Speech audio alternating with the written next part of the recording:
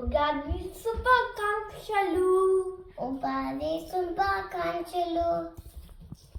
తెలుగువారందరికీ కూడా శ్రీ క్రోధీనామ సంవత్సర శుభాకాంక్షలు.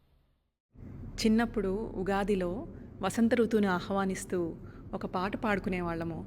ఆ పాటని మీ అందరితో పంచుకోవాలని అనుకుంటున్నాను. ఓహో ఓహో వసంత మానవ మోహన జీవన వికాసమా, భావృత పులకిత హృదంతమా, సుమభావ సరీనుల విలాసమా, ఓహో ఓహో వసంతమా.